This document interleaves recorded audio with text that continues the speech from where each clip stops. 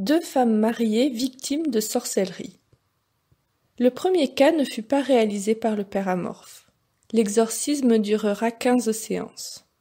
En mai 1920, une femme se présenta dans un monastère pour demander une bénédiction.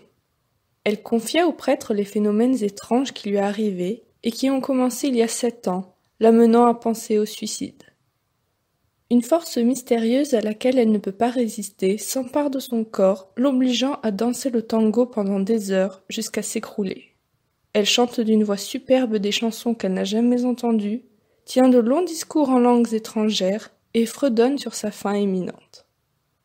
Elle déchire avec les dents tout ce qui lui tombe sous la main, exécute de véritables acrobaties en sautant d'un meuble à l'autre, rampe comme un serpent sous les meubles, rugit, hurle et miaule.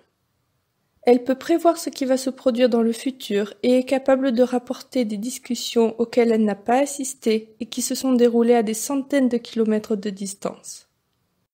C'est comme si une personnalité différente de la sienne s'imposait à son corps, faisant d'elle son jouet.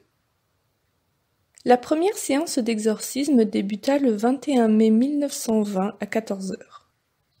À peine la première prière fut récitée que la possédée s'étira en écartant les bras comme un félin qui s'éveille. Brusquement, elle posa ses mains sur la pointe de ses pieds et se lança avec une grâce stupéfiante dans les airs pour retomber comme une couleuvre au milieu de la salle. Son corps paraissait métamorphosé et son visage avait pris une allure terrifiante. Immédiatement, elle s'adressa à l'exorciste en hurlant d'une voix basse et grondante, en lui demandant qui il était pour oser venir l'affronter, et lui révéla son nom, suivi d'injures. Le démon tentait de dévier les questions de l'exorciste, mais le prêtre ne céda pas et lui demanda ce que signifiait son nom. La possédée se mordit les bras et les mains, cherchant à agripper l'habit de l'exorciste. Il finit par hurler que cela signifiait être lié si bien que l'on ne peut plus se détacher. Le terme lié renvoie à l'art de la sorcellerie.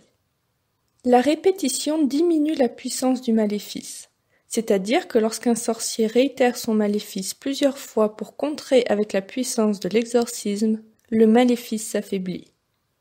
Le pouvoir du démon dépend du pouvoir que le sorcier lui donne. Le démon se montre insolent envers l'exorciste et refuse de se faire commander par lui. En entendant le nom de Dieu, la possédée détourne le visage et demeure immobile pendant plusieurs secondes, mais il révèle qu'ils sont 7 démons présents dans le corps de la femme. Contraint par l'exorciste entre des sursauts d'une violence inouïe qui mettent à dure épreuve les assistants tentant de la maintenir, le démon révèle la date à laquelle il est entré, par un sort jeté par une sorcière. Il révèle également qu'il a envahi les autres membres de la famille, puisque lorsque la possédée est malade, les autres le sont aussi. Le démon ajouta qu'il partira lorsque la possédée aura rejeté la boule employée pour le maléfice qu'elle a dans le ventre. Les séances suivantes seront autant violentes que terrifiantes. L'exorciste parviendra à obtenir de nombreuses informations sur la possession, mais les 8 démons présents dans le corps de la possédée ne voudront pas lâcher prise. Depuis que la possession avait commencé, le démon se faisait passer aux membres de la famille comme étant l'âme sainte du grand-père de la possédée, également présent dans son corps. Cette voix donnait d'excellents conseils qui calmaient immédiatement et sur le moment les fureurs de la possédée. Toute la famille entretenait une grande vénération pour ce grand-père. Mais lorsque le prêtre l'interrogea sur cette âme sainte, le démon lui lança un regard sournois. Tandis que le prêtre dévoilait sa supercherie, le démon riait aux éclats. La dernière séance se déroula le 23 juin 1920, lorsque la possédée rejeta la boule qui avait servi au maléfice, liant les démons à son corps et fut délivrée. Mais après la délivrance, le démon qui la possédait ne disparut pas. En effet, une fois expulsé, le démon continue à attaquer, semer la mort et la destruction. Un démon est un esprit sans corps et éternel qui ne peut pas mourir. Les exorcistes sont les premiers sujets des attaques des démons qu'ils ont chassés. Suite à la vengeance du démon, un ami de la famille qui avait assisté aux exorcismes mourut soudainement comme le démon lui avait prédit. Un homme de l'entourage de la famille de la possédée se mit à adopter un comportement incrédule. Un jour, afin de défier son entourage, il demanda pourquoi le démon ne venait pas le posséder. Quelques années plus tard, il sera frappé de phtisie et regrettera ses paroles. Puis ce sera au tour de l'exorciste, qui un jour aura l'impression de recevoir un grand coup sur la tête, mais en regardant autour de lui, il n'y avait personne. Son cou ne soutiendra plus sa tête et il passera son temps penché, le menton sur la poitrine. La terreur ne l'abandonnera pas, ni envers l'évêque qui avait ordonné l'exorcisme. Au cours des séances, le démon avait prédit sa mort qui arriva telle qu'elle fut annoncée.